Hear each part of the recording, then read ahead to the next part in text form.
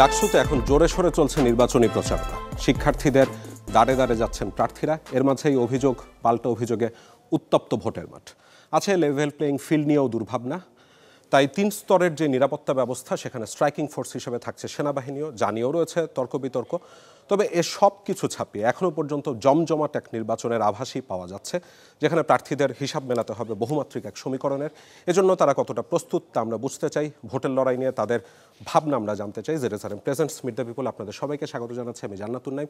আজকে আমার সাথে স্টুডিওতে রয়েছেন 3 জন ভিপি পদপ্রার্থী এবং 1 জন জিএস পদপ্রার্থী।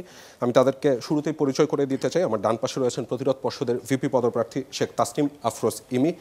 বাম পাশে রয়েছেন বৈষম্য বিরোধী শিক্ষার্থী সংসদের আব্দুল কাদের, এবং এরপর রয়েছেন জাতীয়তাবাদী ছাত্র দলের জিএস পদপ্রার্থী শেখ তানভীর বারী হামিম, এবং রয়েছেন শামীম হোসেন স্বতন্ত্র ভিপি পদপ্রার্থী। আপনাদের 4 জনকেই স্বাগত। এবং দর্শক, আমাদের সাথে আজকে স্টুডিওতে রয়েছেন ঢাকা বিশ্ববিদ্যালয় থেকে আমন্ত্রিত শিক্ষার্থীরা। তারাও আজকে আমাদের অতিথিদেরকে প্রশ্ন করবেন। আব্দুল কাদের, আপনাকে দিয়ে আলোচনাটা শুরু করতে যাচ্ছিলাম। আপনাদের লেভেল প্লেইং ফিল্ড নিয়ে বেশ বড় রকমের একটা অভিযোগ ছিল, এবং অভিযোগের তীরটা আমি বলবো মূলত ছাত্র দলের বিরুদ্ধে ছিল। তো এখনো পর্যন্ত নির্বাচনী পরিবেশ কেমন দেখতে পাচ্ছেন? স্ট্রাইকিং ফোর্স হিসেবে যে সেনাবাহিনীকে আনা হলো, সেই ভূমিকাকে কিভাবে দেখেন? কারণ তর্ক বিতর্ক আছে, এবং আমি দেখছিলাম যে আপনি একটি পোস্ট দিয়েছিলেন যেখানে আপনি লিখেছেন যে আমি আপনাদেরই একজন। 19 সালে ক্যাম্পাসে আসার পর থেকে কত চড়াই উতরাই পার হয়ে গেল, জেল জুলুম অভ্যুত্থান পার করে আসলাম, আমি আপনাদের পাশেই রয়ে গেলাম। এবং শেষে লিখলেন যে বিগত সময় আমার কর্ম ত্যাগের মধ্য দিয়ে সেটার প্রমাণ দিয়েছে। আশা করি আপনারা আমাকে পাশে থাকার সুযোগ দেবেন, আমার প্রতি আস্থা রাখবেন। তো এই যে পাশে থাকার সুযোগ দেওয়া, আস্থা রাখার কথা বলছেন, অন্যরাও সবাই বলে যে আমরাও ছিলাম পাশে, মানুষ কেন আপনার উপরে আস্থা রাখবে? জি, ধন্যবাদ সবাইকে। প্রথম কথা হচ্ছে, আপনি জানতে চেয়েছেন যে নির্বাচনী লেভেল প্লেইং ফিল্ড কতটা আপনার অক্ষুণ্ণ রয়েছে। সেই জায়গাতে যদি আমরা বলি, নির্বাচন কমিশন অনেকগুলো বিধিনিষেধ, অনেকগুলো আচরণবিধি তারা উল্লেখ করেছেন, বিদেশে তারা সেট করেছেন। সেই জায়গা থেকে আমরা দেখেছি শুধুমাত্র ওই যে একটা প্রবাদ আছে না, যে কাজের গরু কিতাবে আছে কিন্তু গোয়ালে নেই। তার মানে সেটি আবার পরিলক্ষিত হয়েছে। কিন্তু আমরা দেখেছি যে তারা মনোনয়নপত্র উত্তোলনের সময় কিছু বিদেশে তারা সেট করেছিলেন, কিন্তু সেটা আমরা কি পরিলক্ষিত দেখি নাই। কিন্তু তারা বলেছেন যে 5 জনের অধিক মানুষ নিয়ে হচ্ছে মনোনয়নপত্র উত্তোলন করা যাবে না। কিন্তু আমরা কি দেখেছি, 5-এর অধিক মানুষজন নিয়ে কেউ কেউ হচ্ছে সেখানে গিয়ে কেউ কেউ বলতে, যদি আমরা স্পেসিফিক ছাত্রদের পক্ষ থেকে কয়েকজন তারা গিয়েছিলেন, সেইখানে গিয়ে তারা মনোনয়নপত্র উত্তোলন করেছিলেন, মুহুর্মুহুর করা তারা দিয়েছিলেন, পরিস্থিতিকে পরিবেশকে আতঙ্কিত করেছিলেন। শুধু সেটা বলতে তিনি সীমাবদ্ধ থাকেন নাই, কিন্তু নিজস্ব সোশ্যাল মিডিয়ায় নিজস্ব অ্যাকাউন্টে তিনি সেটা প্রচার করেছেন। তার মানে এটার মধ্য দিয়ে তিনি সেটা উল্লেখ করেছেন যে আমি তো বিধিনিষেধ শুধু ভঙ্গই করে নাই, আপনাদের বিধিনিষেধকে, আপনাদের সিদ্ধান্তকে আমি বৃদ্ধাঙ্গুলে দেখিয়েছি। বিপরীতে আমরা কি দেখেছি, বিন্দুমাত্র পদক্ষেপ নেওয়া হয়নি। নির্বাচন কমিশন তার আচরণবিধির মধ্য দিয়ে যে আচরণ মঙ্গলে যে পদক্ষেপ নেবেন, সেই পদক্ষেপ এখন পর্যন্ত দৃশ্যমান কিংবা পরিলক্ষিত হয় নাই। আশা করি আমার সামনে যারা উপস্থিত আছেন তারাও বিষয়টা আমার সাথে একমত পোষণ করবেন।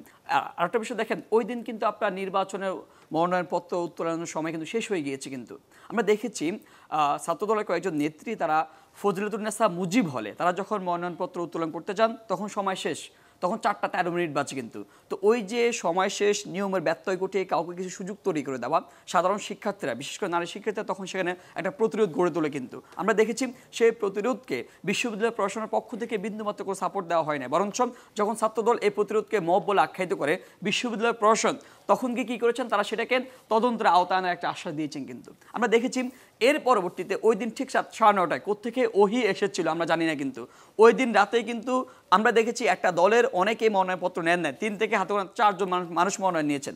ওই দিন কি হচ্ছে, ঠিক 9:30টার দিকে নির্বাচন কমিশন একটা ওহি নাজিল করলেন যে মনোনয়নপত্র উত্তোলনের সময় 1 দিন বাড়িয়ে দেওয়া হলো। এই যে কার সাথে যোগাযোগ করে কাকে সুবিধা দেওয়ার জন্য 1 দিন বাড়িয়ে দেওয়া হলো, এটা কিন্তু শুধুমাত্র আমরা প্রার্থী না, যারা সাধারণ শিক্ষার্থী আছেন, যারা ভোটার আছেন, তাদের মনে শঙ্কা তৈরি করে। কিন্তু এটা একটা বিষয়, অনেককে হচ্ছে আপনার ডাবল এমপিলে ভর্তি করিয়ে ডাকসুর সুযোগ সুবিধা তৈরি করে দেওয়া হচ্ছে, এমন আলাপ আমরা, এমন গুঞ্জন আমরা শুনতে পাচ্ছি।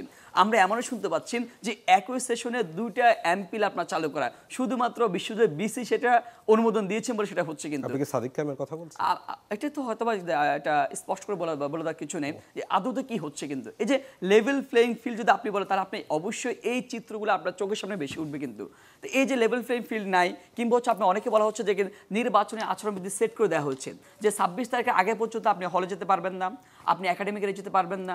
কিন্তু আমরা কি দেখেছি যে ছাত্রদলের যে আমাদের আবিদ ভাই, তিনি একাডেমিক এরিয়া যাচ্ছেন, হলের রুমে যাচ্ছেন, ডাইনিংয়ে যাচ্ছেন, রিডিং রুমে যাচ্ছেন। এটা তো হচ্ছে কি স্পষ্ট বিদ্যাঙ্গুলি প্রদর্শন করা। ওটা নাকি কুশল বিনিময় করছিলেন। কুশল বিনিময় অবশ্যই, কিন্তু আপনার চিন্তা ভাবনা অবশ্যই রাখতে হবে, আচ্ছা, বুঝেছি। আপনার আচরণ বিধির প্রতি আপনার শ্রদ্ধাশীল থাকতে হবে, সেটা হচ্ছে মেইন কথা। কিন্তু এখন যে পরিস্থিতি তৈরি হচ্ছে ডাকসু কেন্দ্রিক, এখন পর্যন্ত পরিস্থিতি স্বাভাবিক বলে মনে হচ্ছে। কিন্তু প্রত্যেকে স্বাভাবিকভাবে আগের মতো 19 ডাকসুতে যেভাবে আমরা দেখেছেন যে আমার উপর হামলা হবে কিংবা একটা ভয়ের সংস্কৃতি তখন একটা বিরাজমান ছিল, এখন কিন্তু সেটা নাই। কিন্তু প্রত্যেকে ফ্রিলি মুভ করতে পারতেছে, শিক্ষার্থীর কাছে যেতে পারতেছে, সবার বিরুদ্ধে ক্রিটিসিজম করতে পারতেছে, কিন্তু সেই সংখ্যার জায়গাটা এখন পর্যন্ত নেই। কিন্তু আমরা হুট করে দেখলাম কি নির্বাচন কমিশনের পক্ষ থেকে তারা বললেন যে নির্বাচন কেন্দ্রে তারা হচ্ছে আর্মি মোতায়েন করবেন, সেনাবাহিনী মোতায়েন করবেন। সেই জায়গাটা আবারও শিক্ষার্থী মানে আবারও সংখ্যার জায়গা তৈরি করতেছে, না জানে কি হয়ে যায়। 91 কিন্তু ডাকসু নির্বাচন না হয় গণরুম গেসুম ফিরে এসেছে কিন্তু গণ অভ্যুত্থান পরবর্তীতে। এবারও 24 গণ অভ্যুত্থান হয়েছেন, শিক্ষার্থী আবার সংখ্যার মধ্যে আছে যে 1 বছর পার হয়ে গেলেও ডাকসু নির্বাচন হতে যাচ্ছে, 26-এ আবারও ডাকসু নির্বাচন আসবে কিনা, আবারও গণরুম গেসুম আসবে কিনা, সেটা নিয়ে তারা সংখ্যার জায়গায়। আমি এই জন্য বলছি যে কি দেখেন বিগত সময় থেকে আমাদের কর্মকাণ্ডের মধ্য দিয়ে আমরা সেটা আপনাদের সামনে উপস্থিত হয়েছি, আপনাদের পাশে দেখছি, কোনো প্রকার হ্যাকমত অবলম্বন করি নাই, শুধুমাত্র নিজস্ব ব্যক্তির স্বার্থের জন্য ছাত্রলীগ করে নাই, আপনাদের স্বার্থের জন্য আপনাদের পাশে থেকেছেন, আপনাদের স্বার্থের জন্য আমরা জেলে গিয়েছি, জেল জুলুম যে কোনো হামলা মামলা শিকার হয়েছে। আমরা নতুন করে কোনো কিছু বলতে আসতেছি না। আপনাকে ধন্যবাদ। আমি একটু এবার চলে যেতে যাচ্ছিলাম শেখ তাসনিম আফরোজিমির কাছে। আপনি বেশ আক্ষেপ নিয়ে দেখলাম লিখেছেন যে সবাই আপনাকে 19 সালের টকশো নিয়ে প্রশ্ন করে, তা আমি সেখানে যাব না। তা আমি দেখলাম যে গতকাল মেঘমোল্লার বলছিলেন আপনাদের জিএস পদপ্রার্থী যে এখনো পর্যন্ত আমরা নির্বাচনী প্রক্রিয়ার সাথেই আছি, কিন্তু আমরা যদি বুঝতে পারি এখানে পুরো ভোটের বিষয়টি একটি স্ক্যাম বা জালিয়াতি এবং বিশ্ববিদ্যালয় প্রশাসনের ন্যূনতম মেরুদণ্ড নেই, সেক্ষেত্রে আমরা নির্বাচনে নাও থাকতে পারি। কেন ভোটের বিষয়টিকে আপনাদের জালিয়াতি বলে মনে হচ্ছে? এবং আমরা দেখলাম যে রুমমেটের ছুরিকাঘাতের অভিযোগে ডাকসুর ভিপি প্রার্থী জালাল হল থেকে বহিষ্কৃত হয়েছে, তা নিয়েও আমি দেখলাম আপনি একটি স্ট্যাটাস দিয়েছেন যেখানে আপনি কোট করেই বলি, আপনি লিখেছেন যে জালাল ভাই মানসিকভাবে স্টেবল না, মোটামুটি সবাই জানতাম, আরও জানতাম কিভাবে তাকে ক্রমাগত বুলি করা হতো। গতকাল দেখলাম কিভাবে তাকে পুলিশের সামনে গণপিটুনি দেওয়া হলো, এটাকে তোফাজ্জলকে ঘন্টার পর ঘন্টা পিটিয়ে মেরে ফেলেছিল কিন্তু সাধারণ মানুষ। আপনি শেষে এসে লিখেছেন আমি প্রধান উপদেষ্টা ইউনুস, স্বরাষ্ট্র উপদেষ্টা জাহাঙ্গীর এবং আইন উপদেষ্টা ঢাবির শিক্ষক আসিফ নজরুলের খুব করুণ মৃত্যু কামনা করি। এই করুণ মৃত্যু কামনা বলতে আপনি আসলে কি বোঝাতে চেয়েছেন এবং মানুষ কেন আপনাকে ভোট দেবে? করুণ মৃত্যু বলতে আমি বোঝাতে চেয়েছি যে আসলে তাদের মানে দায়িত্ব, তারা রাষ্ট্র ক্ষমতায় থাকার মধ্যে যে দেশে যেভাবে মব অ্যাক্টিভিটি হয়েছে, মবের হাতে যেভাবে মানুষের জীবন চলে গিয়েছে, নারীরা যেভাবে নিগৃহীত হয়েছেন, এবং নারী নির্যাতনের জন্য আমি মার্চের 8 তারিখ থেকে 16 তারিখ পর্যন্ত শাহবাগে পড়েছিলাম লাগাতার অবস্থান, তারপরও আমি আসলে দেশের আইন শৃঙ্খলার কোনো পরিবর্তন দেখি নাই চোখে পড়ার মতো।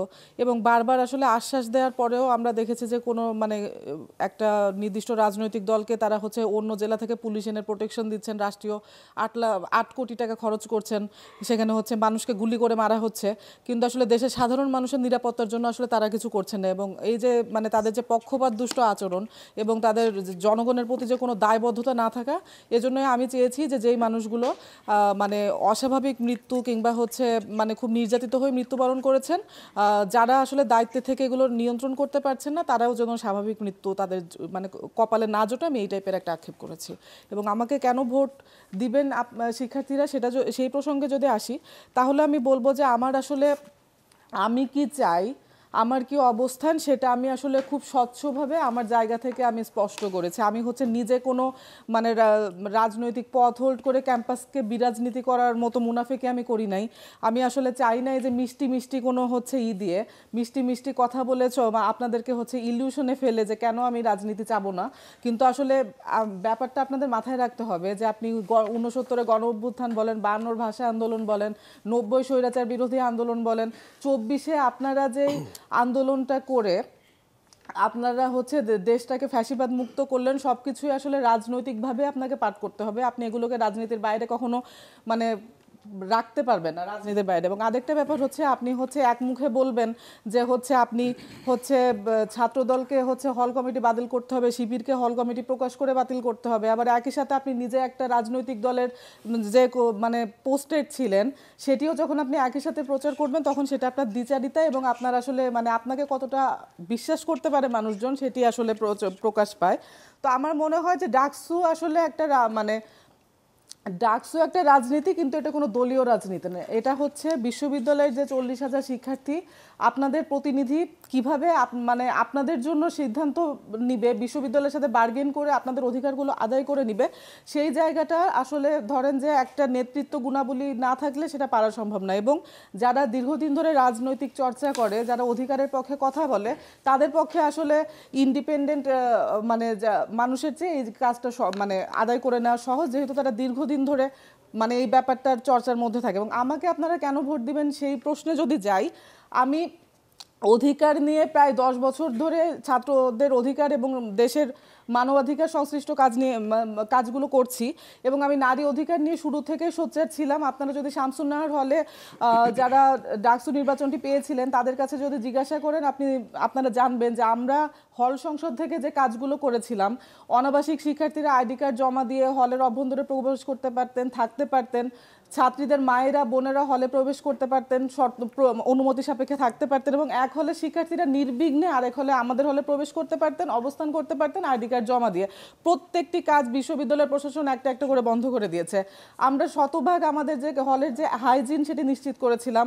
আমাদের আর 1 মিনিট সময় জি, আমাদের হচ্ছে এবং আমরা একটা বিজ্ঞপ্তিও হল থেকে প্রশাসন থেকে আদায় করে নিয়েছিলাম যে হাউস টিউটর থেকে শুরু করে কোনো স্টাফ মেয়েদের সাথে খারাপ আচরণ করতে পারবেন না, কোনো গেস্টদের সাথে কোনো কর্মচারী কিংবা প্রশাসন খারাপ ব্যবহার করতে পারবেন না। এটা আমরা লিখিতভাবে আদায় করে নিয়েছিলাম। এবং আরেকটু যদি বলি, আমাদেরকে যদি আপনারা সুযোগ দেন, আমরা শামসুন্নাহার হলে যে কাজগুলো করেছিলাম সেগুলো আমি জানি আমার কিভাবে আদায় করে নিতে হয়েছিল। নতুন একটা দায়িত্ব বুঝতেও সময় লাগে। আমার যেহেতু অভিজ্ঞতা আছে, এই কাজটা আমি 1 মাসের মধ্যে আসলে করতে পারবো বিশ্ববিদ্যালয়ের সক্ষমতার মধ্যে। এবং যে কাজগুলো খাবারের মান, শিক্ষার মান এবং নারীদের আবাসন, যেটা আসলে আমার খুব প্রায়োরিটির জায়গা, নারীদের আবাসন সংকট নিরসনে যা যা করতে হবে সবকিছু আমার পক্ষ থেকে হবে ইনশাআল্লাহ। আপনাকে ধন্যবাদ। আমি একটু চলে যেতে যাচ্ছিলাম শামীম হোসেন আপনার কাছে।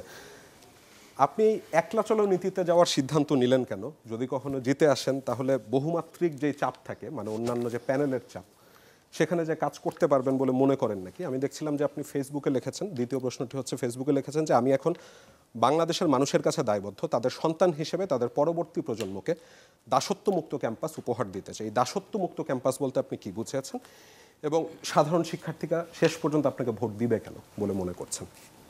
আচ্ছা, প্রথমেই বলি যে আমি আসলে ভিপি হওয়ার জন্য ইলেকশন করতে এসেছিলাম এরকম না। পরে আসলে বিষয়টা সিরিয়াস হয়ে যাচ্ছে সবার দিক থেকে। আমি হচ্ছে প্রথম থেকে অ্যাক্টিভিস্ট। আমার ক্যাম্পাস লাইফে প্রথমে যার সাথে পরিচয় হয় সিনিয়র ভাই হিসেবে, সেটা হচ্ছে হামিম ভাই। তারপরে আরও একজনের সাথে পরিচয় হয়, তিনি রাহাত ভাই। তারপর আমার বড় ভাইও আমার খুব ক্লোজ।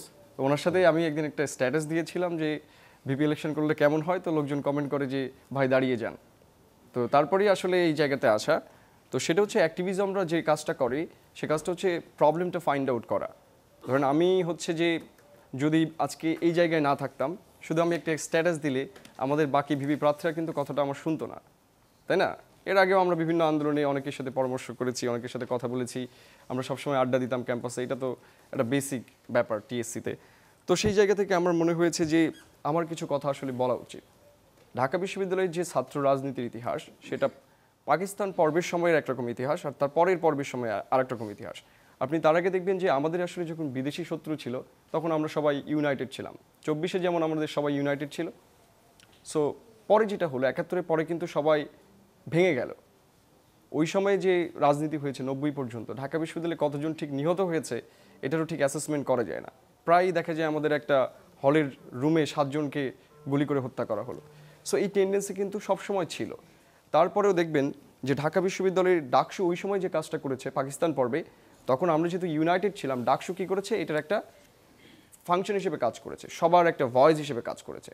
কিন্তু ডাকসু প্রতিষ্ঠিত হয়েছিল 1923 সালে। এটার প্রথম ভিপি কিন্তু মমতাজুর রহমান তরফদার, যিনি একজন বিখ্যাত হিস্ট্রিয়ান। তার মানে ডাকসুটা তৈরি করা হয়েছিল অন্য ইউনিভার্সিটি, যেমন ডাকসু নামে ছিল না যদিও, হ্যাঁ DUSSU ছিল, রাইট। তো সেই নামে যখন তৈরি করা হয়েছিল, কাজটা ছিল শিক্ষক এবং অ্যাডমিনিস্ট্রেশনের ভেতরে ছাত্রদের সাথে যে গ্যাপটা রয়েছে সেটা পূরণ করা। এখানে তারা যে বারবার বলে ডাকসু হচ্ছে নেতা তৈরি করা, হ্যাঁ, ওখানে যে নেতাটা বলা হয়েছে সেটাকে বলা হয়েছে এলিট, মানে সুনাগরিক তৈরি করা। সুনাগরিককে যে স্টুডেন্ট অ্যাসেসমেন্ট করবে। ধরেন আমি ভবিষ্যতে টিচার যদি হই, তাতেও কিন্তু আমার এটা দরকার, কারণ স্টুডেন্টের সাথে কমিউনিকেট করতে হবে।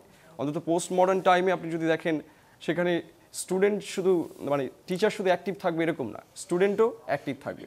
তো সেই জায়গা থেকে আমি একটা প্রপোজিশন দিয়েছি, সেটা হচ্ছে স্টুডেন্টস অটোনমি, যে ছাত্রদেরও একটা নিজস্ব প্রতিনিধি বা ভয়েস থাকা দরকার। কারণ আমরা কি দেখেছি, আপনি দেখেন 90-এর পরে বা তারও আগে প্রত্যেকটা ছাত্র রাজনৈতিক যে সংগঠনগুলো রয়েছে, আমাদের বিশ্ববিদ্যালয় থেকে যখনই কোনো দাবি তোলা হয়েছে, সেই দাবিতে প্রথম হামলাগুলো কারা করেছে?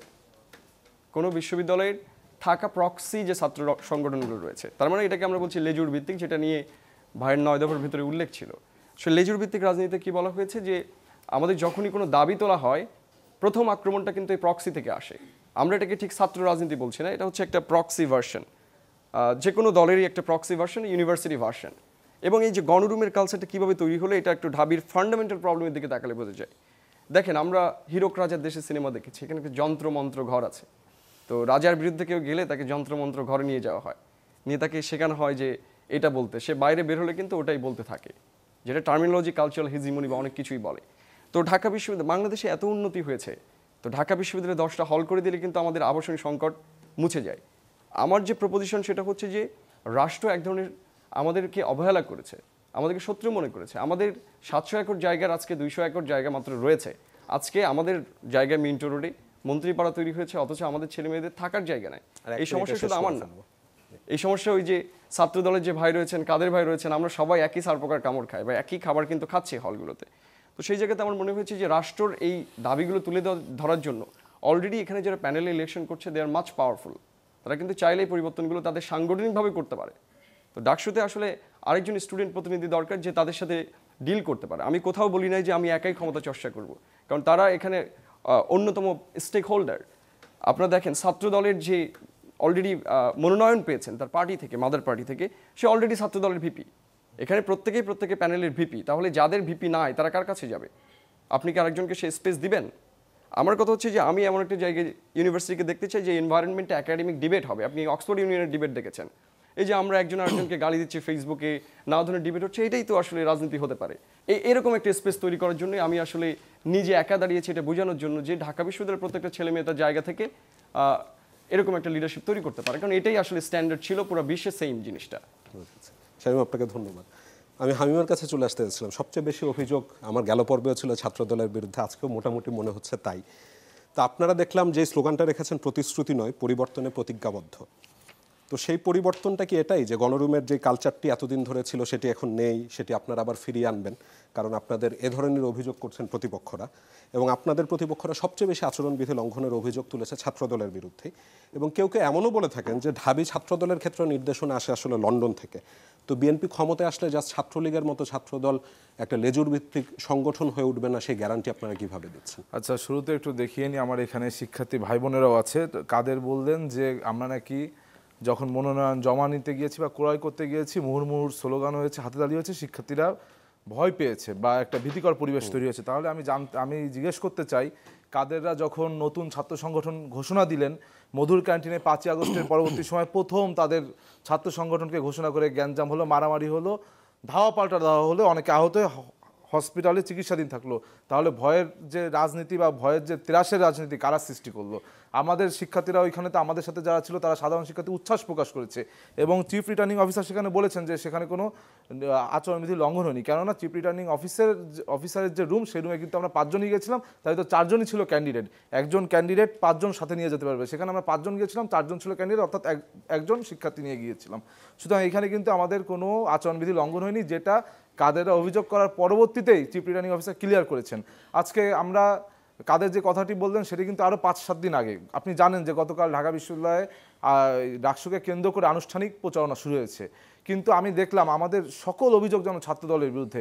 গতকালকে আনুষ্ঠানিক প্রচারণা শুরুতে বাংলাদেশি ইসলামী ছাত্র শিবির প্যানা পোস্টার করে ক্যাম্পাস ছেয়ে ফেলেছে, বিভিন্ন স্বতন্ত্র প্রার্থীরা প্যানা পোস্টার করেছে, যেটি আচরণবিধির সুস্পষ্ট লঙ্ঘন। আমি দেখলাম আপনারা কেউ সেটি নিয়ে কোনো প্রতিবাদ করলেন, অথচ এটি কিন্তু গতকাল ঘটেছে। এখনও এই ঘটনার 36 ঘন্টা বা 24 ঘন্টা পার হয়ে গেলে এখনও কিন্তু বিশ্ববিদ্যালয় প্রশাসন একটি প্রেস রিলিজ দেওয়ার পরেও সেই প্যানা ফুস্টনগুলো এখনও ক্যাম্পাসে কিন্তু রয়েছে, সেগুলো নিয়ে কেউ কথা বললো না। আমার মনে হচ্ছে যে সেগুলো ছেঁড়াও হয়েছে, আবার সেইগুলো ছেঁড়া হয়েছে, সেটা তো আরেকটি বিষয়, কিন্তু এটা লাগানোই তো অন্যায়।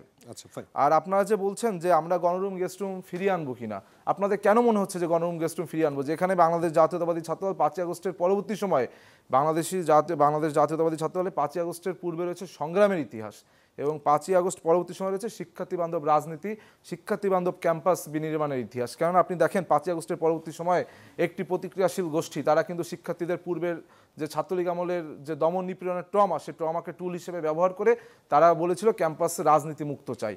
কিন্তু যতই দিন গিয়েছে আমরা দেখতে পেয়েছি যে সেই প্রতিক্রিয়াশীল গোষ্ঠীর কাছে ক্যাম্পাসে নারীরা হেনস্থার শিকার হচ্ছে, এবং ক্যাম্পাসে নারীরা হেনস্থার শিকার হলে বিশ্ববিদ্যালয় প্রশাসন যখন বাদী মামলা করছে, সেই প্রতিক্রিয়াশীল গোষ্ঠীর মবের কাছে কিন্তু সেই মামলা প্রত্যাহার করতে হয়েছে এবং সেই আসামি তাকে বেরিয়ে ফুলের মালা দেওয়া বরণ করা হয়েছে।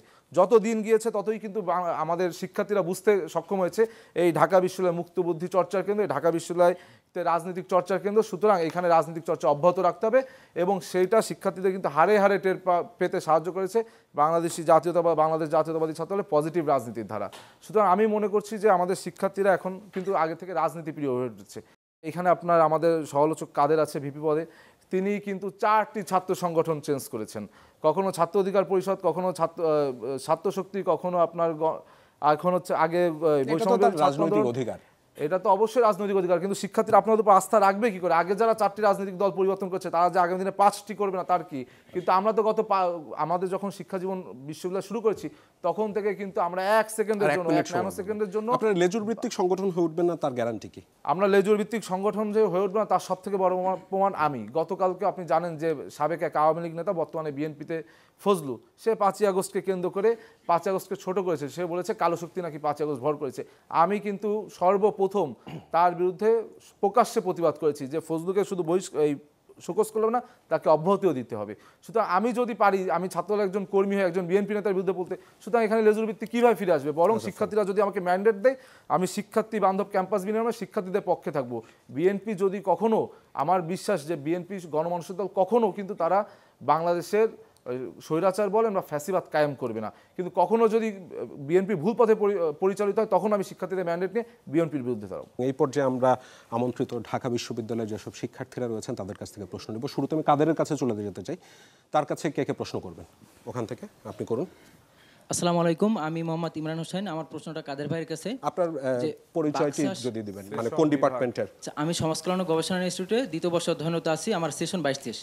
আমার প্রশ্নটা হচ্ছে, বাকশাস গঠিত হয়েছে অল্প কয়েকদিন হয়েছে, এই অল্প কয়েকদিনের মধ্যে আমরা দেখতে পাই যে বাকশাসের মধ্যে কোরাম পলিটিক্স কিংবা ওই দলের কর্মীদের মধ্যে যে পারস্পরিক মিথস্ক্রিয়া থাকার কথা সেটি নেই, যার ফলশ্রুতিতে আমরা দেখতে পাই তাহমিদ ভাই কিংবা আশিকুর রহমান জিম বা সাব্বির উদ্দিন রিয়নের মতো সদস্যরা পদত্যাগ করে স্বতন্ত্রভাবে নির্বাচন করছেন, অর্থাৎ তারা নিজ দলের প্রতি আস্থাশীল না, নিজ দলের প্রতি আনুগত্যশীল না।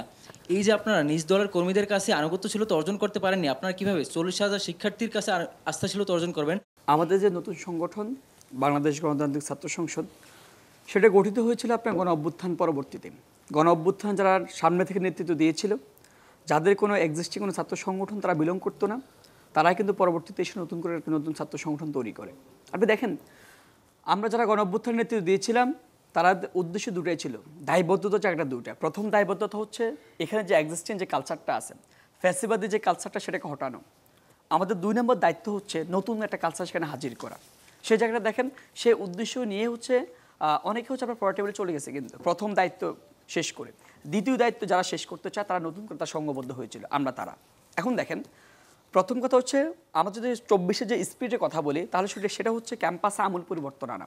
ক্যাম্পাসে আমূল পরিবর্তন তখনই আপনার সম্ভব হবে, সেটা হচ্ছে ডাকসু কার্যকর করার মধ্য দিয়ে, ডাকসুতে উঠে আসার মধ্য দিয়ে, ফর্মাল প্রতিনিধিত্বের মধ্য দিয়ে। এখন দেখেন, আমাদের এখানে একটা ল্যাকিংসের জায়গাটা হচ্ছে জানেন, এখানে প্রত্যেকটা মানুষজন পরীক্ষিত, প্রত্যেকটা মানুষজন তার দায়িত্বের জায়গাটা এনশিওর করতে চায়, তার যে দায়বদ্ধতার জায়গাটা সেটা ফুলফিল করতে চায়। কিন্তু আমাদের পদ হচ্ছে মাত্র 28টা। সে 28টা পদ আমরা হচ্ছে সবার সাথে আলাপ আলোচনা করে কীভাবে ইনক্লুসিভ একটা প্যানেল দাঁড় করানো যায় সেটা আমরা চিন্তা ভাবনা করেছি। কিন্তু এর বিপরীতে অনেকে মনে করছেন যে সে তার দায়বদ্ধতার জায়গাটা ফুলফিল করতে চায়, এনশিওর করতে চায়। সে দায়বদ্ধতার জায়গায় এনশিওর করতে চায় বলে সে আমাদের সাথে এসেছে। এখন সেই জায়গায় আমরা তাকে হচ্ছে তার যে গণতান্ত্রিক যে অধিকারটা সেটা আমরা ক্ষুণ্ণ করি নাই, কিন্তু আবার তাকে হচ্ছে সে ডাকসুর মধ্য দিয়ে সে কাজ করতে চায়, আমি তাকে সেখানে হ্যাম্পার করি না, বাধা দিই না, প্রতিবন্ধক হয়ে উঠতে চাই না। কিন্তু সেই জায়গায় আমরা সিদ্ধান্ত নিয়েছি যে আমরা সামগ্রিক স্বার্থে একটা প্যানেল আমরা দাঁড় করেছি। এর বাইরে যারা মনে করেন আপনার নিজস্ব জায়গায় আপনাকে ক্যাপাবল, আপনি দাঁড়াতে চান, সেই সুযোগটা সংগঠন থেকে আপনাকে তৈরি করে দিবে। আপনি দেখেন, প্রত্যেকটা ব্যক্তি কিন্তু ভিন্ন ভিন্ন অডিয়েন্স নিয়ে সে কাজ করেছে বিগত দিনে, সামনের দিনেও কাজ করবে। তো এই জায়গায় আমাদের মনে হয়, যদি মনে হয়ে থাকে আমরা কিন্তু সাংগঠনিকভাবে কোনো শোকজ দিই নাই, সেও কিন্তু সংগঠনের বিরুদ্ধে কোনো বিষোদ্গার চড়া নাই, কিন্তু আমরা মনে করেছি সে যেহেতু দায়বদ্ধতা ফিল করে সে জায়গায় কাজ করতে সে ইচ্ছুক, আমরা সেই সুযোগটা আমরা তৈরি করে দিয়েছি, কিন্তু এর ব্যতীত অন্য কোনো কিছু নাই বলে আমার মনে হয় না। হামিম অভিযোগ করেছে যে মানে 4 বার দল চেঞ্জ করেছেন এবং তিনি তিনি দাবি করছেন যে তারা কোনো নির্বাচনী আচরণবিধি লঙ্ঘন করেন। এই বিষয়ে কোনো মন্তব্য করতে চান নাকি? প্রথম কথা হচ্ছে 4 বার দল চেঞ্জ করার যে বিষয়টা, আমরা সবসময় শিক্ষার্থীদের পাশে দেখতে চেয়েছি। যারা শিক্ষার্থীদের বিরুদ্ধে আচরণ করেছে আমরা তাদেরকে ছেড়ে এসেছি, এটাই আমাদের উদ্দেশ্য। আমরা সবসময় শিক্ষার্থী কেন্দ্রিক, শিক্ষার্থীদের ভাবনার যে জায়গাটা সেটা এনশিওর করতে চেয়েছি। আমার বন্ধু হামিম তিনি যখন প্রথম দিন কিন্তু তিনি মনোনয়ন পেয়ে তারেক রহমানকে ধন্যবাদ জানিয়েছেন, তিনি মনোনয়ন পেয়ে তারেক রহমান ধন্যবাদ জানিয়েছেন। কিন্তু আরেকটা বিষয় দেখেন, তিনি কিন্তু বলছেন যে 90-এর হাওয়া এখনো বহমান। আমরা 90-এর হাওয়া কি দেখেছি দেখেন, 90-এর হাওয়া দেখেছি 90-তে ডাকসু হয়েছেন, 91 তার ডাকসু হয়নি, 91 গন্ডুম গেসুম দখলদারিত্ব সন্ত্রাস ফিরে এসেছে। তার মানে কি দেখেন, ঘোষণা করা হয়েছিল, ছাত্রদল প্যানেলও দিয়েছিল, ছাত্রলীগের 2 গ্রুপের কোন দলের কারণে শেষ করে দেখেন। আচ্ছা দেখেন, এখন কথা হচ্ছে কি, তার মানে কি 90-এর হাওয়া বহমান মানে কি সেম পুনরাবৃত্তি হবে কিনা, আবারও গন্ডুম গেসুম ফিরে আসবে কিনা, এটাই শঙ্কা জায়গা। কিন্তু আপনি বলেছেন দেখেন, এই যে শিক্ষার্থীরা আবার কনসার্ন জানাচ্ছে, এখন আপনি যদি প্রশাসনের সাথে আপনার একটা আন্ডারস্ট্যান্ডিং হয়ে যায় সেটা তো আমার করার কিছু নেই, কিন্তু প্রশাসন নিজেই বলছেন যেখানে মিছিল করা যাবে না, স্লোগান দেওয়া যাবে না। হামিম কিন্তু অস্বীকার কারণে সে স্লোগান দেয় না, সে বলছে সে স্লোগান দিয়েছেন কিন্তু শিক্ষার্থীরা আতঙ্কিত হয় না, সেটা হামিমের ব্যক্তিগত ধারণা। শিক্ষার্থীরা অবশ্যই আতঙ্কিত বাইরে দিয়েছে, ভিতরে দেয়নি। ভিতরে বলতে আপনি দেখেন একটা রুমের সামনে তো সম্পূর্ণ যে জায়গাটা, এটা তো একটা বাউন্ডারির ভিতরে একটা বিল্ডিং এর আবদ্ধ জায়গায় সে স্লোগানটা দিয়েছে, একদম সিঁড়ি দিয়ে উঠতে একদম রুমের সামনে গিয়ে সে স্লোগান দিয়েছে, ডাক দিয়েছেন হামিম ভাই ঘরে থাকার সময় নাই। এটা হচ্ছে স্লোগানের বিষয়টা হয়, এটা যদি স্লোগানের বিষয়, তাহলে শিক্ষার্থী অবশ্যই সংখ্যার জায়গায় দেখেন শিক্ষার্থী আবার লেজুর ভিত্তিক যে রাজনীতির যে সংখ্যা করতেছে সেটা আরো ঘনীভূত হয়, বেগবান হয়। আপনাকে ধন্যবাদ। আমি ইমির উদ্দেশ্যে কিছু প্রশ্ন নিয়ে আসতে যাচ্ছিলাম, কে করবেন? বাম সংগঠনগুলোর ব্যাপারে অভিযোগ হচ্ছে বাম সংগঠনগুলোর নেতৃবৃন্দ গোসল করে না, অর্থাৎ অপরিচ্ছন্ন থাকতে পছন্দ করে। তারা ভারতপন্থী, ইসলাম বিদ্বেষী, শাহবাগী এবং অধিকাংশই চারুকলার শিক্ষার্থী। আপনারা স্বাধীনতা সার্বভৌমত্বের কথা বললেও অধিকাংশ সময় একটা নির্দিষ্ট গোষ্ঠীর স্বার্থ হাসিল করার চেষ্টা করেন। আপনাদের ব্যাপারে যে অভিযোগগুলো, এই অভিযোগগুলোকে আপনারা অস্বীকার করতে পারবেন? যৌক্তিক ব্যাখ্যা চাচ্ছি। ইমাপুর কাছে আমার প্রশ্ন হলো যে আপনি বললেন প্রশাসন মানে আপনারা মানে ছাত্রদের সামনে এমন কিছু উপস্থাপন করতে চান যাতে প্রশাসন বাদ দিয়ে আপনাদের কাছেও ছাত্ররা তাদের সমস্যা নিয়ে যেতে পারে। এসেছে অলরেডি 19 সালে। আচ্ছা, তো আমার মানে প্রশ্ন হলো যে প্রশাসন বাদ দিয়ে আপনাদের কাছে কেন যাবে? কারণ আমরা ম্যান্ডেট পেয়ে জয়ী হয়েছিলাম হল সংসদে। বুঝেছি, প্রশাসন বাদ দিয়ে কেন যাবে।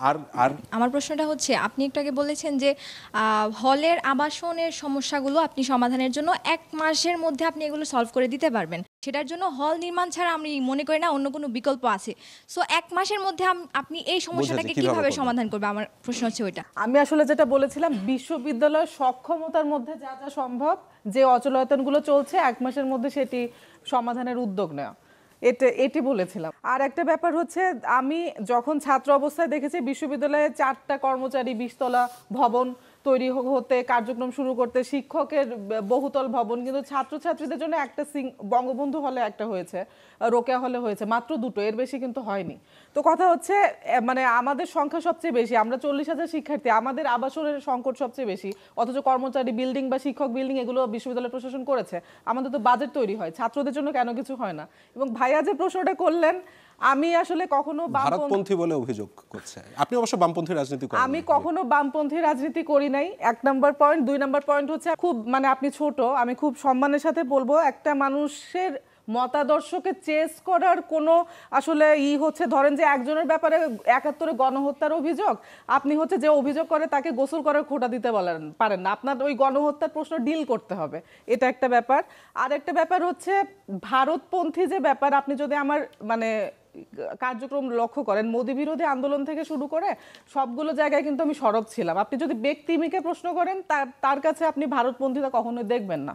আরেকটা ব্যাপার হচ্ছে, আসলে আপনারাও যেহেতু সচেতন শিক্ষার্থী, এটা আসলে ধরেন যে মানে 5 আগস্ট পূর্ববর্তী সময়ে শিবির যে নিপীড়নের হাতিয়ারটা হয়েছিল, শিবির ট্যাগ দিয়ে বহু সাধারণ শিক্ষার্থীকে নির্যাতন করা হয়েছে, আমাদের আবরারকে পিটিয়ে মেরে ফেলেছে। 30 সেকেন্ডে শেষ করছি। আপনারা মানে সবাইকে বিনীত অনুরোধ করব, 5 আগস্ট পরবর্তী সময় শাহবাগে যেন কোনো নিপীড়নের হাতিয়ার না হয়।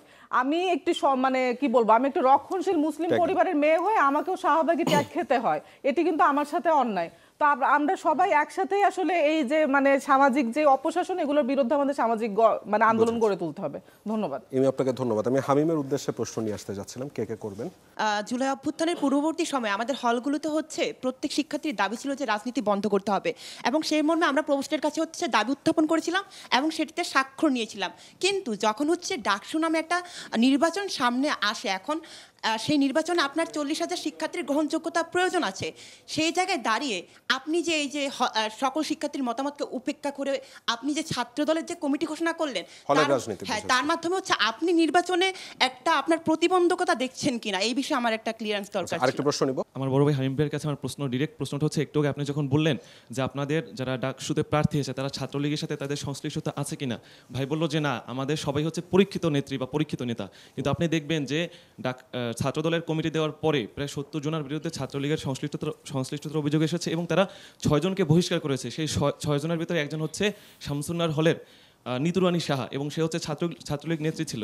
তো তাকে তারা একদিকে বহিষ্কার করেছে তাদের দলীয় প্যাড থেকে, কিন্তু অন্যদিকে তারা আবার ডাকসুতে তাকে এজিএস পদে মনোনীত করেছে।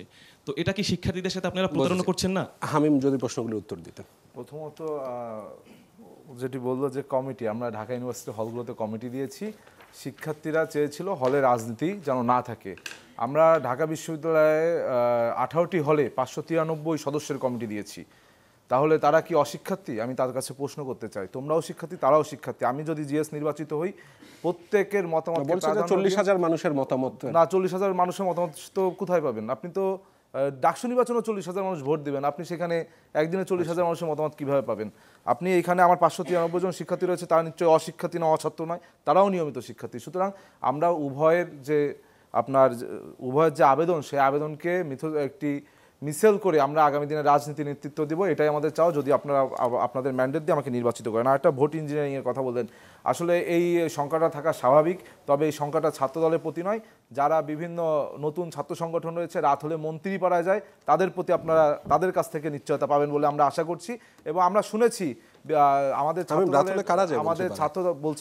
ছাত্র দলের প্যানেল ঘোষণার পর থেকে অনেকে ভেবেছিল যে এখানে যে প্যানেল হবে সেটি শিক্ষার্থীদের কাছে গ্রহণযোগ্য হবে না, কিন্তু আমাদের প্যানেল ঘোষণার পর থেকে অনেকের বিভিন্নভাবে পাগলামি করছে এবং মন্ত্রীপাড়ায় যায় রাত হলে ধর্ণা দিচ্ছে। আমাদের কাছে রিপোর্ট আছে এবং বিভিন্ন ভিডিও ফুটেজ আছে, সময় মতন এগুলো প্রকাশ করা হবে।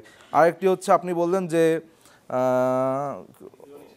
নিতুরানী সাহার কথাটি, আসলে আমি কারণ নাম উচ্চারণ করতে চাই না। আমাদের ঢাকা বিশ্ববিদ্যালয়ে যখন হল কমিটি হয়েছিল 70 জনের নামে অভিযোগ এসেছিল। হ্যাঁ, এখানে আমরা 6 জনকে বহিষ্কার করেছি, কারণ কি 6 জনের ভিতর কয়েকজনের পূর্বে ছাত্রলীগের পদ ছিল, সেই জন্য আমরা সেখানে জিরো টলারেন্স নীতি গ্রহণ করেছি। কিন্তু বাকি যে 64 জনের কথা বলছেন, আপনি যদি দেখেন, আমাদের প্রথম বর্ষে একজন শিক্ষার্থী যখন বাংলাদেশের প্রান্তিক অঞ্চল থেকে আসে, অনেকেরই কিন্তু ঢাকা শহরে আত্মীয় স্বজনে থাকার জন্য, আপনারা জানেন, আপনারা নিজেরাও শিক্ষার্থী, যে গত 17টি বছর ঢাকা বিশ্ববিদ্যালয়ে যারাই পদার্পণ করেছে, হলে থাকতে হলে তাদেরকে জোরপূর্বক দমন নিপীড়ন করে গেস্ট রুমে রাখা হয়েছে এবং বিভিন্ন রাজনৈতিক কর্মসূচিতে নিয়ে যাওয়া হয়েছে। সেখানে তাদের 2-1টি ছবি থাকতেই পারে। যেমন আমি যদি বলি, আমাদের ঢাকা বিশ্ববিদ্যালয় ছাত্র দলের senior joint secretary Nasiruddin Shaon 2014 সাল থেকে রাজপথে একাধিকবার জেল খেটেছে, কিন্তু তারও কিন্তু একটি ছাত্রলীগের ছবি ভাইরাল হয়েছে, যেটি 12 সালে তিনি যখন প্রথম বর্ষে এসেছে তখনকার। আর মন্ত্রীপাড়ায় কারা যায়? মন্ত্রীপাড়ায় যারা এক প্রকার ক্ষমতাসীন ছাত্র সংগঠন তারা যায়। এটা ঢাকা বিশ্ববিদ্যালয়ের শিক্ষার্থীরা জানে। কাদেরকে বলছেন? কাদের তো ক্ষমতাসীন ছাত্র সংগঠন নেতা, তাহলে তাকে বলছি। আচ্ছা, আমি এবার শামীমের কাছে চলে আসতে যাচ্ছিলাম, আপনাদের জি ওখান থেকে আপনি করুন। ডাকসুর মাধ্যমে মানে প্রত্যেকটা মানুষের আকাঙ্ক্ষা কতটুকু পূরণ করা সম্ভব? বুঝেছি। আরেকটি প্রশ্ন, গভর্নমেন্ট থেকে একটা অ্যাক্ট জারি করা হয়েছিল 18 আগস্ট 2025-এ, এবং সেটি হলো the Dhaka university central students union dissolution and prohibition act, অর্থাৎ ডাকসুকে প্রহিবিট করার জন্য বা ডিসলিউট করার জন্য একটি অ্যাক্ট জারি করা হয়েছিল। আমি জানতে চাচ্ছি যে এই অ্যাক্টটি জারি করার পেছনে মানে উদ্দেশ্য কী ছিল? শামীম ভাই তো এ পর্যন্ত নিজেকে সর্বোচ্চ শিক্ষার্থী বান্ধব একজন প্রতিনিধি হিসেবে উপস্থাপন করেছে। আমি তার কাছে প্রশ্ন করতে চাই যে আমরা যে শিক্ষার্থীরা ঢাকা বিশ্ববিদ্যালয়ে যে ইচ্ছা, সদিচ্ছা এবং স্বপ্ন নিয়ে প্রবেশ করি, আমরা যখন বের হই তখন এক বেকারত্বের এক বোঝা নিয়ে আমরা বের হই। এই বিষয়ে আপনি কি কার্যকরী পদক্ষেপ নিতে পারবেন? এবং আপনি যে 10টা ভবন আর মনে হয় সম্পূর্ণ প্রশ্ন না নেই ক্যাম্পাসে প্রতিষ্ঠার কথা বলেছেন, সেটা কি 1 বছরের মধ্যে আপনি করতে পারবেন? এটা কি কোথাও আকাশ কুসুম কোনো মানে আশ্বাস মনে হচ্ছে? 4 মিনিট আচ্ছা, আমি শেষ থেকে শুরু করি। আপনি 10টা ভবনের কথা বলেছেন না, আমি কম্পেয়ার করেছি যে আমাদের দেশে এত উন্নয়ন হয়েছে, তো ঢাবিতে 10টা হল বানালে আমার কি খুব ক্ষতি হয়ে যেত? তাই না? এত সরকার ক্ষমতায় ছিল, এখানে যতজন আছে তার মধ্যে যারা ভাই আছেন তাদের সরকারও ক্ষমতায় ছিল এক সময়। ইভেন আমাদের জায়গা কিন্তু দখল হয়েছে। 1992 সালের 1 অক্টোবর বেগম খালেদা জিয়া আমাদের ক্যাম্পাসে এসেছিলেন এবং তিনি প্রতিশ্রুতি দিয়েছিলেন যে সেখান থেকে আমাদের যে ভবন আছে পরমাণু কেন্দ্র, এটা কিন্তু ঢাকা বিশ্ববিদ্যালয় 1921 সালে ভারত সরকারের কাছ থেকে 50 লক্ষ টাকা দিয়ে কিনেছে পুরো ভবনগুলা। ফলে এই ভবনের মালিক কিন্তু আমরা। আজকে দেখেন আমরা আমাদের নিজেদের ল্যান্ডে এক্সাইল, মানে আমাদের উদ্বাস্তু হয়ে গেছে ঢাকা বিশ্ববিদ্যালয় ক্যাম্পাসটা।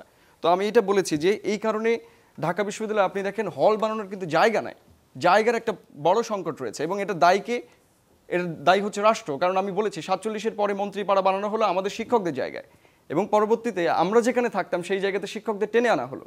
এটা হচ্ছে রাষ্ট্রের কাছ থেকে আমাদের আদায় করার একটা জায়গা। দ্বিতীয় যে প্রশ্নটা করা হয়েছে যে স্কিল ডেভেলপমেন্টের ব্যাপারটা, আমাদের ছেলেমেয়েরা যে বেকার থাকছে, এইখানে আমাদের প্রশ্নটা আসছে যে আমাদের ঢাকা বিশ্ববিদ্যালয়টা 90-এর পর থেকে না এক ধরনের স্লিপ করেছে। দেখেন, আমি ঢাকা বিশ্ববিদ্যালয় যখন প্রতিষ্ঠিত হয়েছিল তারপরে যত মুসলিম মডার্নিটি তৈরি হয়েছে, এই যে ধানমন্ডি বা এই এলাকাটা তৈরি হয়েছে, এই এলাকা কিন্তু তৈরি হয়েছে ঢাকা বিশ্ববিদ্যালয়ের ছাত্ররা এখান থেকে পড়ালেখা করে বেরিয়ে। এবং আরও একটা ইনফরমেশন দেই, সেটা হচ্ছে কাদের কাছ থেকে তারা পড়ালেখা করেছে। তারা তো গরিব ছেলে মেয়ে ছিল, পড়ালেখাটা করেছে ওখানে যারা গরিব চামড়ার ব্যবসা করতো তাদের বাসায় লজিং মাস্টার থেকে, সেখান থেকে এই মডার্নিটি তৈরি হয়েছে। ফলে তারা দেখা যায় যে বিশ্ববিদ্যালয় থেকে একরকম চোখ সরিয়ে নিয়েছে। তারা যখন নেতৃত্বের পর্যায়ে গিয়েছে, ইভেন আমি এনসিপি নেতাদের, আমাদের বড় ভাই, আমি বিভিন্ন অ্যাক্টিভিজমের সময় তাদের সাথে ছিলাম ক্যাম্পাসে পরবর্তীতে। সো দেখেছি তারা যখন আমাদের খাবার নিয়ে আন্দোলন করেছে, ভাইও করেছে, আমরা দীর্ঘদিন যাবত এটা কথা বলেছি।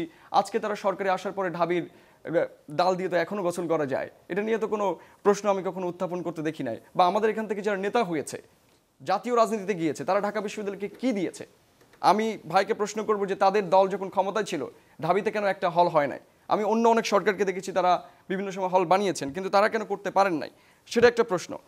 আমি যেটা বলছি যে ঢাকা বিশ্ববিদ্যালয় এই প্রবলেমটা ক্রিয়েট করেছে, কারণ হচ্ছে তার প্রশ্ন যে গভর্নমেন্ট কেন অ্যাক্ট করেছে, কারণ হচ্ছে ঢাবিতে যখন একজন প্রতিনিধি থাকে, ঢাবি কিন্তু একটা সিভিল সোসাইটি উৎপাদনের প্রতিষ্ঠান ছিল, তাই না? আমরা সিভিলিয়ান তৈরি করি, সিভিলিয়ান মানে এখানে বলেছি সুনাগরিক তৈরি করার দায়িত্ব। কিন্তু ঢাকা বিশ্ববিদ্যালয়কে ওই যন্ত্রমন্ত্র ঘরে রূপান্তর করা হয়েছে, কারণ যখন প্রাইভেট বিশ্ববিদ্যালয় বানানো হয়েছে এলিটরা তাদের ছেলেমেয়েরা ওখান থেকে সরিয়ে নিয়েছে। ফলে আমাদের যে ক্রাইসিসটা ইচ্ছা করে তৈরি করা হয়েছে, একটা 10টা সিটের বিপরীতে, 10টা ডিজায়ারের বিপরীতে আমাদের যদি একটা সিট থাকে, আমি কাকে সিট দিব? ইভেন আমি যখন 19 সালে সিটের আবেদন করেছিলাম, আমাকে প্রথমে জিজ্ঞাসা করছে আমার যে প্রভোস্ট ছিলেন যে তুমি কোন ভাইয়ের কোন গ্রুপের লোক, তো আমাকে ওইটার বেসিসে সিট দেওয়া হয় নাই। তো দ্বিতীয় আবেদনে আমাকে মেধা বেসিসে সিট দেওয়া হয়েছিল, কারণ আমার হলটিতে ওই সুযোগ ছিল। তো যাই হোক, এইটা হচ্ছে ঢাকা বিশ্ববিদ্যালয়ের সিস্টেম ডেভেলপ করেছে। এবং 90-এর পরে যারা বলছে যে 90-এর ডাকসুর কথা বলছে, 90-এর হাওয়া বসে, 89-এর ইলেকশনে কিন্তু অন্য একটা পার্টি পাশ করেছিল, এবং তখন বেগম খালেদা জিয়া বলেছিলেন ইলেকশন রিগড হয়েছে, যেটা ঢাকা বিশ্ববিদ্যালয়ের সাথে কিন্তু এটা মানে 89 সালের যে ডাকসু, সেখানে 3-4টা করে ব্যালট পেপারও দেওয়া হয়েছিল, আপনি খোঁজ নিয়ে দেখবেন। এটা নিয়ে আন্দোলন করেছে তারা, এবং আন্দোলনের সংঘর্ষও বেঁধেছিল। এবং তারপরে আমরা কি দেখেছি, তারা যখন ক্ষমতায় ছিল, বোমা উৎপাদন করতে যে প্রথম যিনি নিহত হন ছাত্র দলের ইতিহাসে, তিনি কিন্তু বোমা উৎপাদন করতে নিহত হয়েছিল। এবং বোমা যখন ধরা পড়ে তখন তারা আবার আন্দোলন করে, যেটা আমাদের গণতান্ত্রিক অধিকার। তার মানে হচ্ছে যে ডাকসুকে একমাত্র বন্ধ করে দেওয়া হয়েছে যাতে করে আমাদের ভাগ্যটা শুধুমাত্র পলিটিক্যাল অর্গানগুলোর উপর ডিপেন্ড করা থাকে। অনেকে আমাকে অভিযোগ দিবেন, ভাই আপনি তো 2-1 সময় পলিটিক্সে অংশগ্রহণ করেছেন। আমার কাছে এক সময় মনে হয়েছে যে এই স্টুডেন্ট পলিটিক্যাল অর্গানগুলো মূলত আমাদেরকে জিম্মি করেই তারা রাষ্ট্রের কাছে দেখাতে চায়, দেখো এতগুলো কর্মী আমি নিয়ে এসেছি। ফলে রাষ্ট্র তাদেরকে কি দেয়? তাদেরকে একটা কিছু দেয়, যেটার কারণে তারা স্টারে খেতে যেতে পারে। এবং আমরা কোথায় খাই? ওই যে আমাদের যে ক্যান্টিন আছে, যেখানে সাবেক ডিআইজি, সাবেক পুলিশদের সাথে খেয়েছেন, ছাত্রদর্শনই খায়নি। ছাত্রদল যখন পুলিশে দৌড়েছিল, আপনি তখন পুলিশের এক ডিআইজি বা এএসপির সাথে রেগুলার ফেসবুকে ছবি দিতেন, রেগুলার তার সাথে খাওয়া দাওয়া করতেন। আপনি খালি হলে খাইতেন না, বাইরেও খাইতেন, স্টেট থেকে। না, আমি সেটা বলছি, আমি তো এডটেক প্ল্যাটফর্মের মালিক। 2000 করেন আপনি, আমি 2000 সালে বিএনপি নামে বলছেন, ছাত্র নামে বলছেন, সব আমরা করেছি।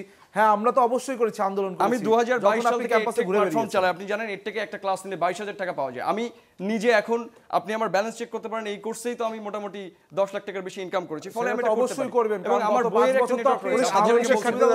সেটা তো আমার জায়গা থেকে। আমি আপনার কাছে আসবো। আমি তো শুধু ছাত্রদলকে বলি না, এর আগে যারা ক্ষমতায় ছিল আপনারা নিজে চোখে দেখেছেন তারা কি করেছে, তাই না? তারা কি ক্যান্টিনে খেতে যেত? তারা যেত আইবিএতে খেতে, তার মানে একটা ডিফারেন্সিয়েশন ঢাবির ভেতরে আছে। বুঝেছি। আমাদেরকে আমরা যদি শেষ করে নিই, হ্যাঁ, এটার একটা ট্যাগিং দেখেন, যে মাঝে মাঝে বলে না যে ফকিন্নি ওয়েস্টিনে কেন যায়, তার মানে ঢাবিকে একটা স্ট্যান্ডার্ডাইজেশন করা হয়েছে যে এখান থেকে তারা বেরোতে পারবে না, কিন্তু তাদের ছেলেমেয়েরা ঢাবি থেকে যারা নেতা হচ্ছে তারা ঠিকই সব করতে পারবে, তাদের ছেলেমেয়ে বিদেশে পড়তে পারবে। শেষ করে নিয়ে সো এটা আমি বলছি। শামীম, আপনাকে ধন্যবাদ। আমি কাদের আপনার কাছে চলে আসতে যাচ্ছিলাম, যদি আপনার কোনো ক্লোজিং রিমার্কস থাকে। সেখান থেকে একটা অভিযোগ এসেছে আপনারা নাকি মন্ত্রীপাড়ায় যান, আর যদি কিছু বলতে চান। প্রথম কথা হচ্ছে এটা সুস্পষ্ট কোনো তার কাছে প্রমাণ নাই, সেটা হচ্ছে তার ব্যক্তিগত বিষয়, সেটা সে তুলতেই পারে, স্বাভাবিক। মূল কথা হচ্ছে দেখেন, এখন ডাকসুর যে পরিস্থিতিটা, সেটা হচ্ছে আমরা যারা একটা সংখ্যার মধ্যে সংস্কৃতি আছে এখানের মধ্যে, এখানের মধ্যে যেভাবে গণরুম গেসুম ফিরে এসেছে, সেই সংখ্যার জায়গাটা যদি আবারও সেই গণরুম গেসুম বিট দিতে হলে একটা সংঘবদ্ধ একটা কালেকটিভ ফোর্স দরকার। শামীমের উদ্দেশ্য জায়গাটা অবশ্যই সৎ, শামীমের সাথে আমার দীর্ঘদিনের সম্পর্ক, তার উদ্দেশ্য জায়গাটা সৎ, কিন্তু ব্যক্তিগত পর্যায়ে থেকে অনেকে এখন বলতেছেন যে কি আমি যারা রাজনীতিবিদ কিংবা হচ্ছে পলিটিক্যাল যারা, তাদেরকে ভোট দিব না, যারা নন পলিটিক্যাল স্বতন্ত্র তাদেরকে ভোট দিব। কিন্তু আগামী দিনে আপনারা যে পরিস্থিতির সম্মুখীন হবেন, সেই জায়গাটা স্বতন্ত্র ব্যক্তি, একজন ব্যক্তি ফাইট দিয়ে কখনো আপনাকে সেটাতে মুক্তি দিতে পারবে না। আপনাকে ফাইট দিতে হবে, অবশ্যই তারাই ফাইট দেবে যারা সংঘবদ্ধ গোষ্ঠী।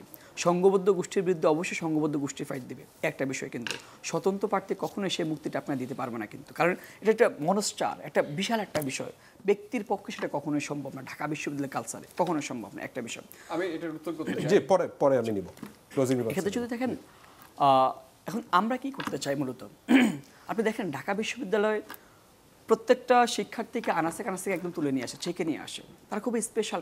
কিন্তু কি হয়, বিনিময়ে আমরা অনেক স্বপ্ন নিয়ে আসি, আমাদের স্বপ্নগুলো গণরুম গেসের মধ্যে পৌঁছতে থাকে, কিন্তু কারণ এখানকার সিস্টেম, আমরা সেই সিস্টেমকে আমরা নতুন করে বিল্ড আপ করতে চাই। কীভাবে দেখেন, আমাদের যখন যে সরকার ক্ষমতা যায় তখন তার একটা টেন্ডেন্সি থাকে সে স্বৈরাচার হয়ে উঠতে চায়। সে এই যে স্বৈরাচার মেকানিজমের মধ্যে সে তাদের যে ক্ষমতাসীন দল ছাত্র নেতা এবং যারা আছে আপনার হল প্রশাসন, তাদেরকে নিয়োগ করেই কিন্তু আমাদেরকে দাস বানিয়ে রাখে। কারণ আমাদের টাকা পয়সা নেই, আমাদের বাবার টাকা নেই, একটা সিটের জন্য আমাকে জিম্মি থাকতে হয়। আমরা সে জায়গায় আমরা বলেছি যে 1 স্টুডেন্ট 1 সিট আমরা এনশিওর করবো। যেদিন যে শিক্ষার্থী যেদিন ভর্তি হবে ওই দিন কিন্তু তার জন্য একটা সিট অ্যালটমেন্ট দিতে হবে। এই যে সিটের জন্য শামীম যেটা বললো যে যখন আমি হল প্রশাসনের কাছে যাবো তখন হল প্রশাসন আমাকে বলবে যে তোমার কোন ভাই আছে তাকে গিয়ে ধরো, তাহলে আর বাইরে কাছে যেতে হবে না আমাকে। আমার যখন একটা সিট নিশ্চিত হবে তখন আমার বাই কালচার, গণরুম গেসুম, দাসত্ব কালচার ফিরে আসবে না, কিন্তু আমরা সেটা নিশ্চিত করতে চাই। আমরা এখানে অর্থনৈতিক একটা মুক্তি, একজন শিক্ষার্থী যখন ঢাকা বিশ্ববিদ্যালয়ে আসেন তখন তার সবচেয়ে সংকটের জায়গা থাকে কি যে তুমি তো এই সাবজেক্টের পর এই সাবজেক্ট টিউশন নাই, তার মানে তার সর্বশেষ যে জায়গাটা টিউশন সেটাও কিন্তু সে খুঁজে পায় না। কিন্তু আমাদের বিশাল বড় অ্যালামনাই আছে, কিন্তু সেই অ্যালামনাই কাজ লাগানো হয় না। আওয়ামী লীগ আমলে অ্যালামনাই আওয়ামী লীগের মাঝে দখল করে নিয়েছে।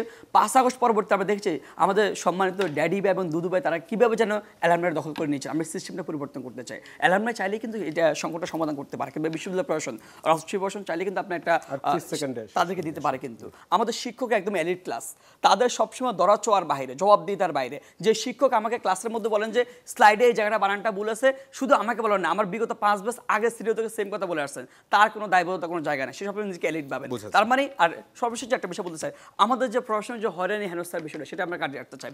নারীদের যে সংখ্যার যে জায়গাটা, সে মোরাল পুলিশিংয়ের শিকার হচ্ছেন। নারীরা মানদাতা আমলে হলগুলোতে এখন বিদ্যমান শৃঙ্খলা আছে, আমরা তাদেরকে সেই জায়গাতে বের করে নিয়ে আসতে চাই। আমরা শুধুমাত্র এখানে গলাবাজি করতে আসি নাই, কিংবা ডাকসুকে নতুন করে আমরা নতুন করে অঙ্গীকারনামা নিয়ে আসি নাই।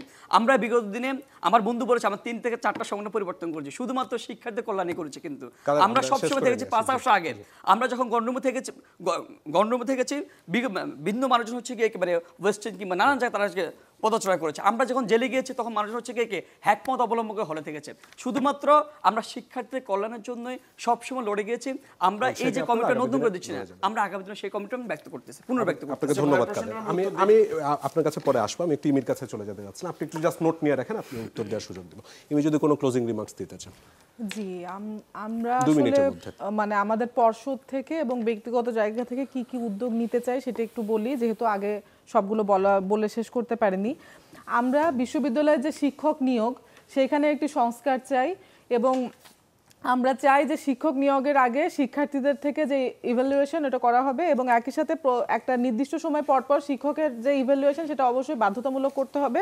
শিক্ষক এবং ছাত্রদের মধ্যে যে ক্ষমতার একটা চরম ভারসাম্যহীনতা, এটা এখানে আমরা ভারসাম্য আনতে চাই। আমরা শিক্ষক এবং ছাত্রদের সাথে মালিক এবং দাসের সম্পর্ক আমরা দেখতে চাই না।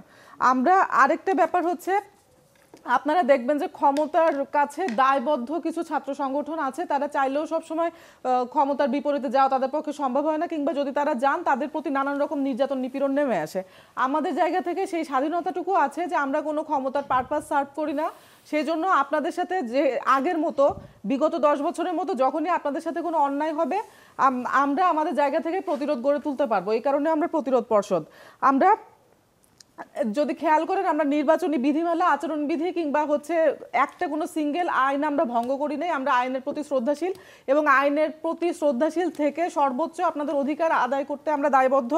আমরা ক্যালেন্ডার ইয়ারে একটা নির্দিষ্ট ডেট ফিক্স করতে চাই যে প্রত্যেক বছর যাতে এই ডেটটাতে ডাকসু নির্বাচন হয়, ডাকসু যাতে আবার অচলায়তন না হয়। তো আমাদের এখানে একটাই কথা যে তুমি তোমার রাজনৈতিক দলের মাদার পার্টির পারপাস এখানে এসে সার্ভ করতে পারবে না, তোমাকে শুধুমাত্র শিক্ষার্থী বান্ধব শিক্ষার্থীদের রাজনীতি করতে হবে।